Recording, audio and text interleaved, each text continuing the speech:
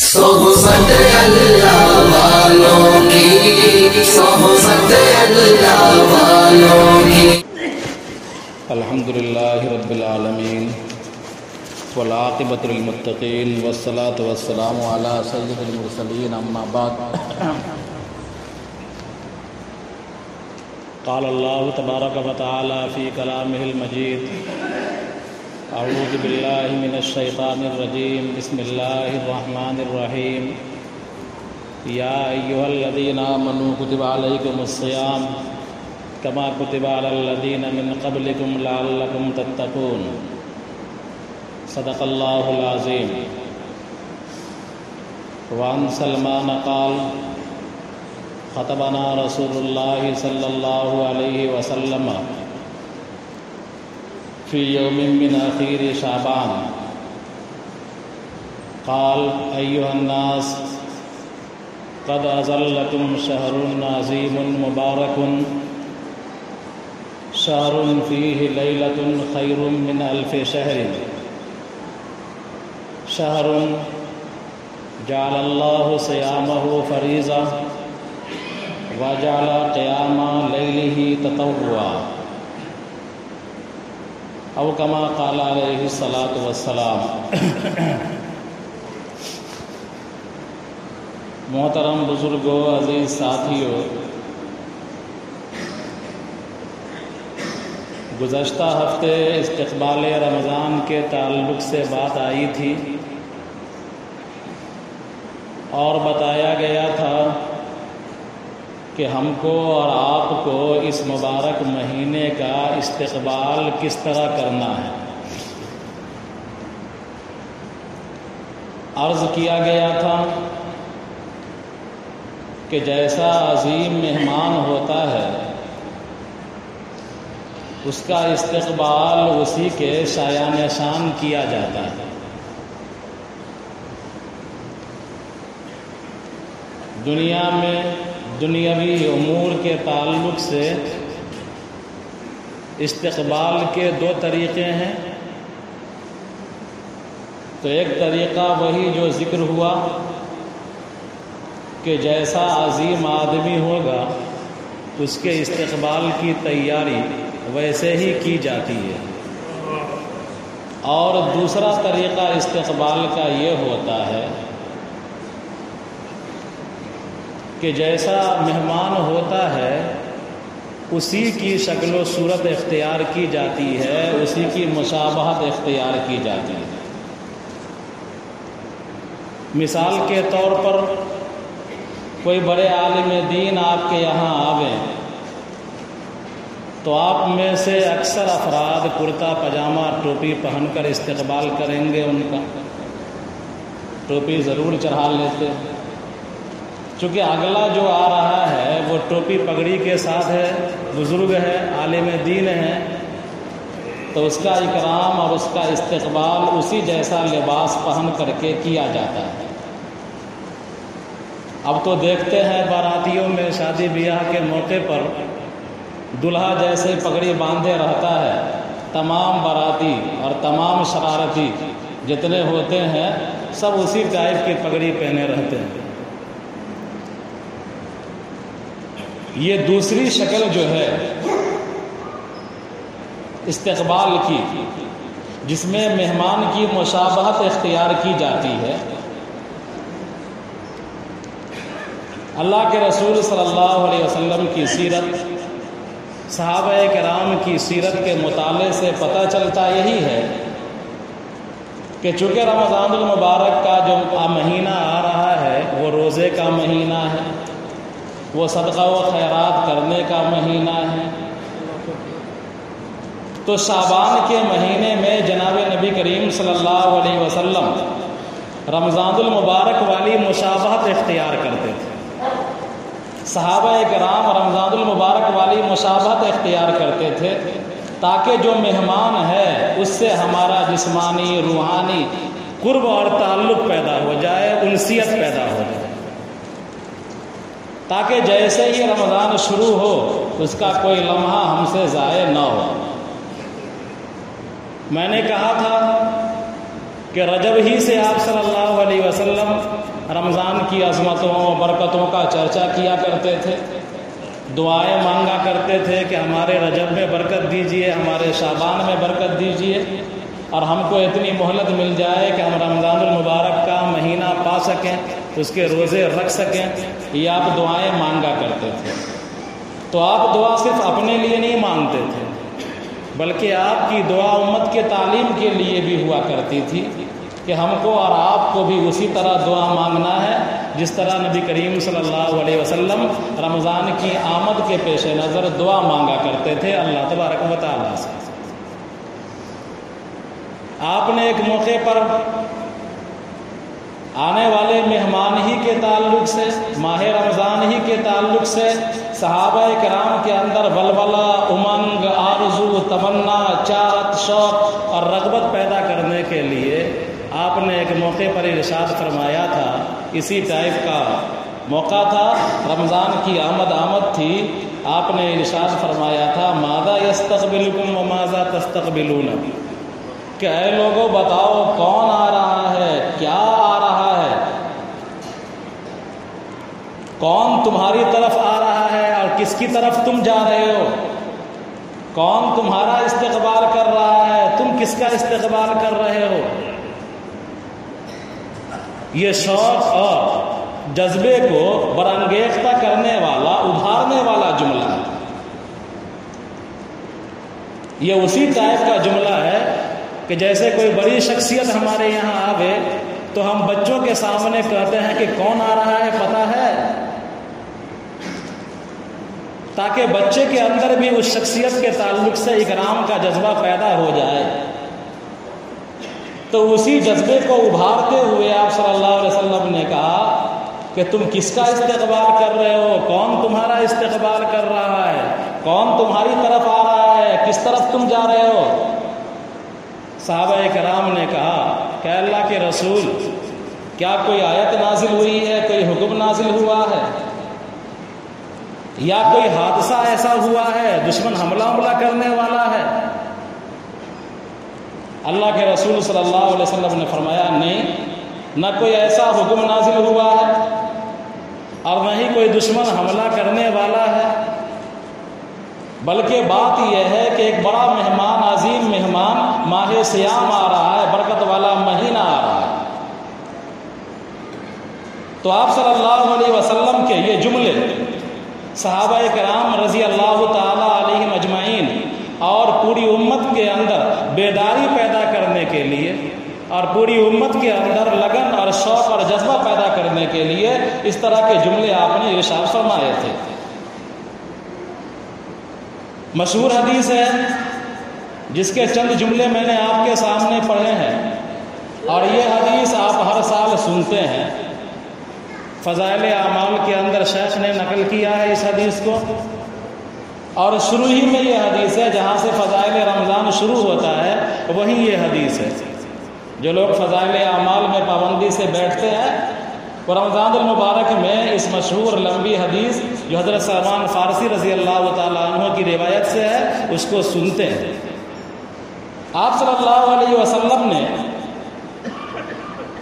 امت کی رہنمائی کا کوئی دقیقہ چھوڑا نہیں۔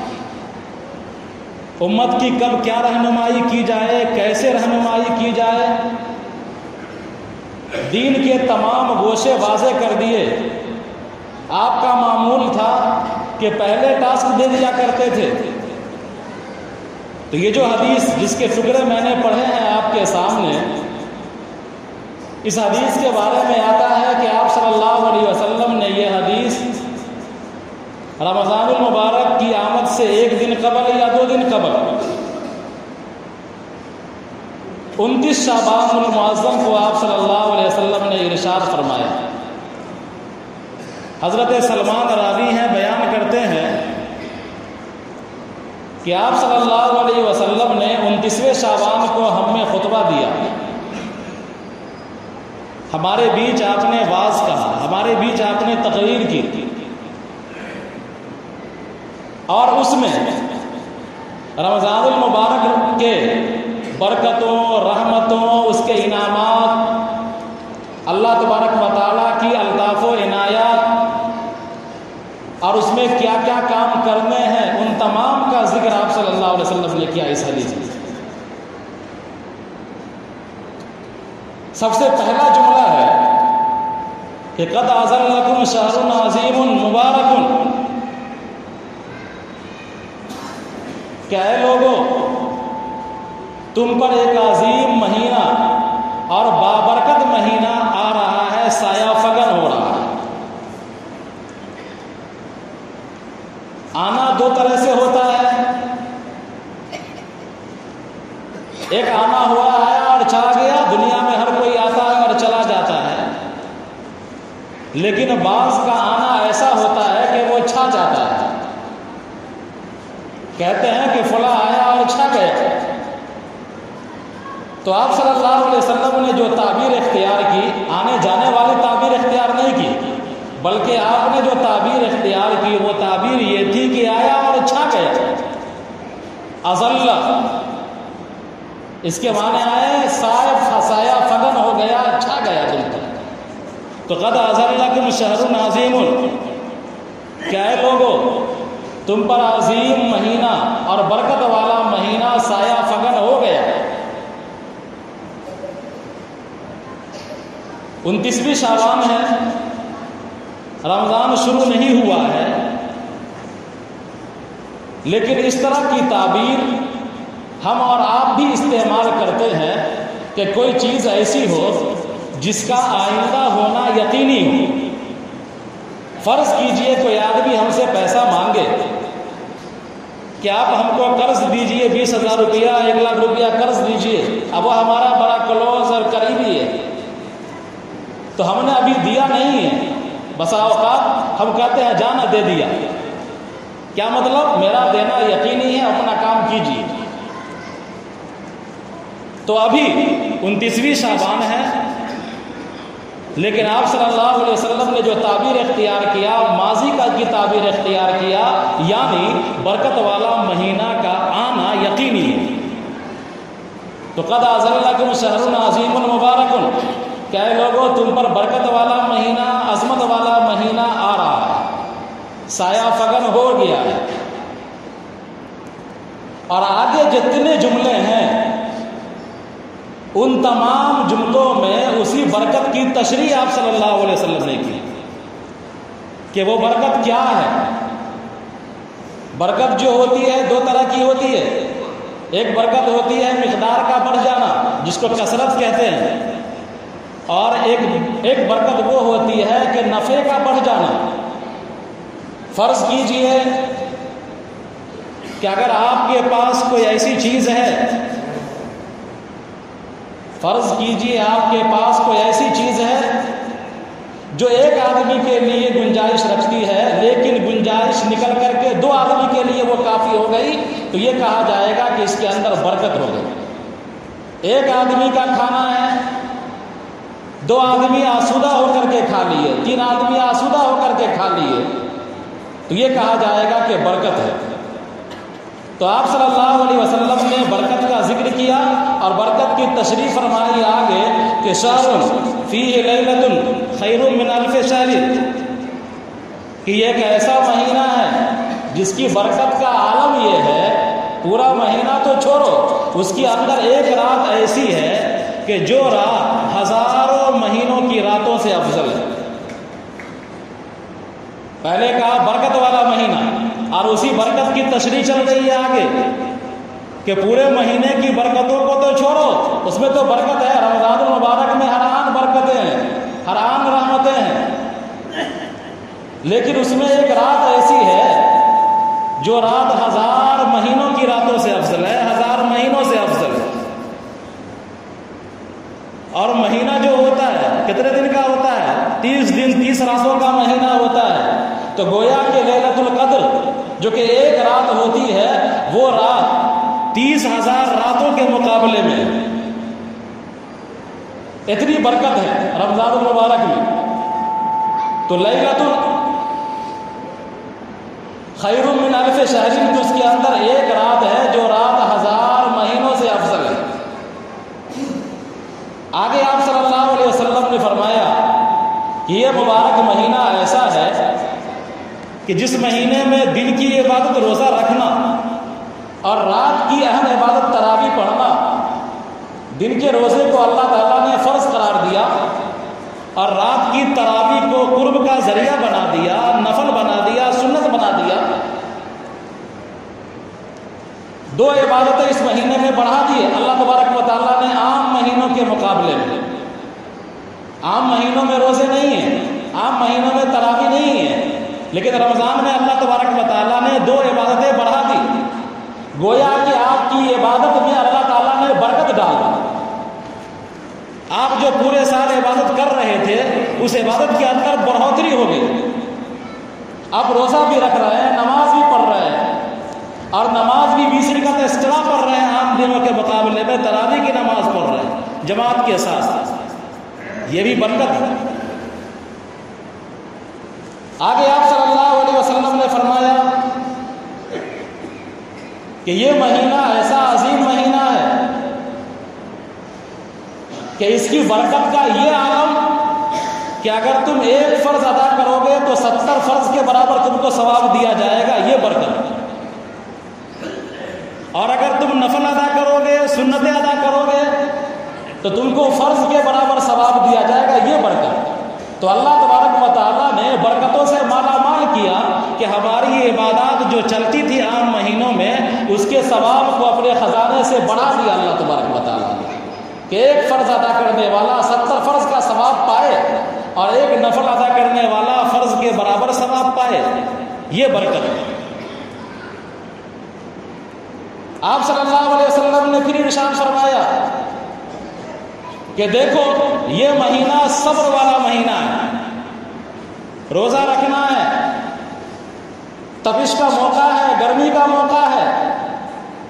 رات میں 20 رکعت تراویح پڑھنی ہے، پارہ 1.5 پارہ سننا ہے قرآن کریم، ان تمام امور میں تم کو صبر اختیار کرنا ہے۔ صبر کے 3 مفہوم بیان کیے جاتے ہیں، ایک کہا جاتا ہے صبر علی الطاعات، ایک کہا جاتا ہے صبر علی المشقہ، اور ایک کہا جاتا ہے صبر علی المعاصی، یعنی صبر کا لغوی معنی اپنے آپ کو روک لینا، کنٹرول کر لینا۔ تو عبادات کرنا، رمضان المبارک کا مبارک مہینہ ہے اور تپش کا موقع ہے، 14 گھنٹے کا دن ہے، 13 گھنٹے کا دن ہے۔ اس سال تو امید ہے 12 گھنٹہ کچھ ہوگا، لیکن پچھلے سال 13 کروس تھا۔ تو گرمی کا موقع ہے، پیاس کا عالم ہے، بھوک کا عالم ہے، اس کو جھیل لینا، برداشت کرنا،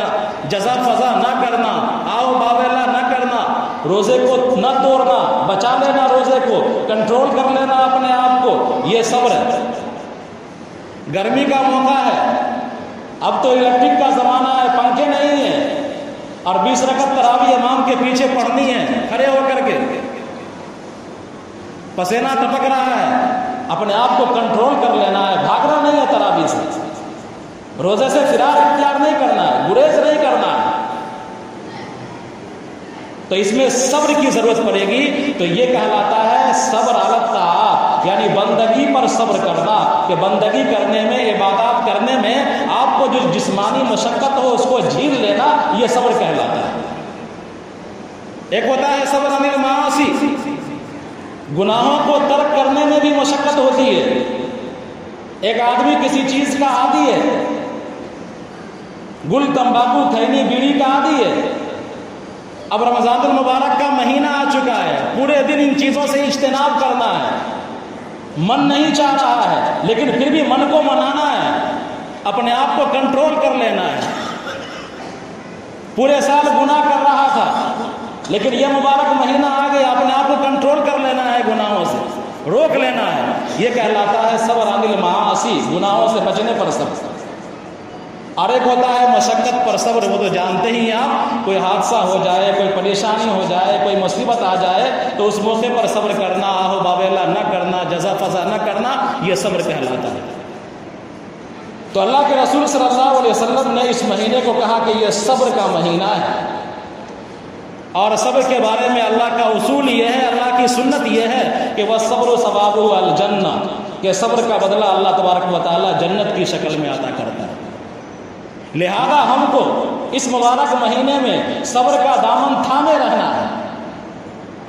تپش کی بنیاد پر، بھوک کی بنیاد پر اپنا دماغی توازن کھونا نہیں ہے۔ روزہ رکھے ہوئے تو کیا مطلب، اگر کوئی ٹچ کر دیا تو گالی بک دیے،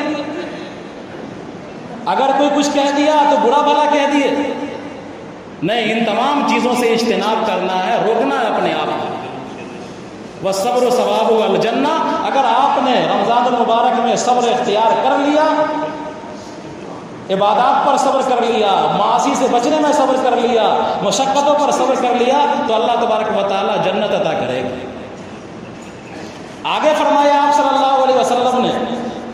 کہ اس مہینے میں اگر کوئی آدمی کسی روزے دار کو افطار کرائے گا تو اللہ تبارک و تعالیٰ اس کے لیے مغفرت کا اعلان کرے گا۔ نیز روزے دار کو جتنا ثواب ملے گا اتنا ہی ثواب اللہ تبارک و تعالیٰ روزہ افطار کرانے والے کو بھی عطا کرے گا، اور روزہ رکھنے والے کے ثواب میں کوئی کٹوتی نہیں کی جائے گی، اللہ اپنے خزانے سے عطا کرے گا۔ تو افطار کرانے کا بھی ذکر آپ صلی اللہ علیہ وسلم نے کیا کہ اس زمانے میں یا آج بھی ہمارے تمام بھائی اس پوزیشن میں نہیں ہیں کہ وہ اچھے سے افطار کر سکے،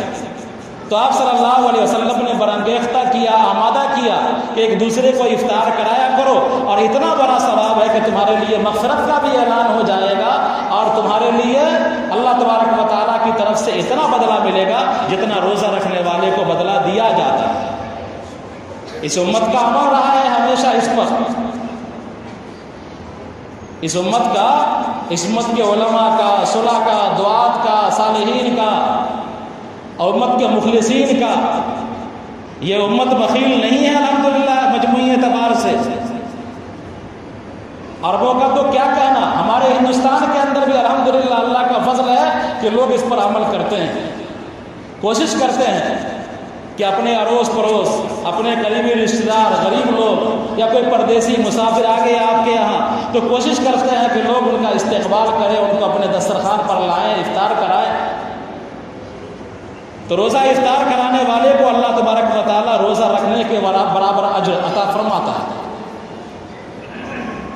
آگے اللہ کے رسول صلی اللہ علیہ وسلم نے فرمایا، اس مہینے کو 3 حصے میں بانٹ دیا اور کہا کہ یہ ایک ایسا مہینہ ہے جس کا پہلا حصہ رحمت کا ہے، دوسرا حصہ مغفرت کا ہے، اور اس کا تیسرا حصہ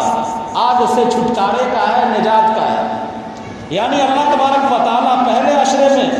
اللہ کی بے پناہ رحمتیں برستی ہیں، جس طرح بارشیں ہوتی ہیں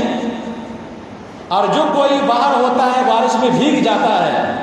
ایسے ہی جو کوئی رمضان مبارک میں تھوڑی سی بھی عبادت کرتا ہے تو اللہ تبارک و تعالیٰ کی رحمتیں اس کو نہال کر دیتی ہیں، مالا مال کر دیتی ہیں۔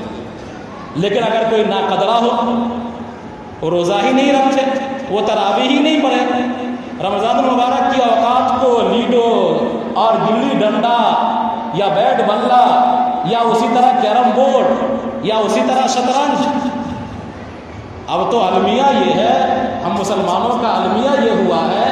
کہ پہلے لوگ روزہ کو گزارنے کے لیے، وقت کاٹنے کے لیے تلاوت کیا کرتے تھے، تسبیح پڑھا کرتے تھے، مسجد میں آ کر کے لیٹ جایا کرتے تھے۔ اب تو ہمارا نوجوان طبقہ روزہ کو گزارنے کے لیے، روزہ اگر رکھتا، بہت لوگ نہیں بھی رکھتے ہیں، اگر رکھتا بھی ہے تو روزہ کے اوقات کو کاٹنے کے لیے، وقت گزارنے کے لیے، ٹائم پاس کرنے کے لیے لیڈو لے کر کے بیٹھ جاتا، شطرنج لے کر کے بیٹھ جاتا، تاش اور چوسر لے کر کے بیٹھ جاتا، اور اگر من میں آیا صبح نکلا اور گلی ڈنڈا بیٹ بلہ لے کر کے چلا گیا، کھیل کود کے آ رہا، گویا کہ گناہ کے کاموں میں لگ کر کے روزہ جیسی عظیم عبادت کے اوقات کو کاٹنے کی کوشش کرتا ہے۔ علامان الحافظ صحبت اللہ والوں کی، صحبت اللہ والوں کی۔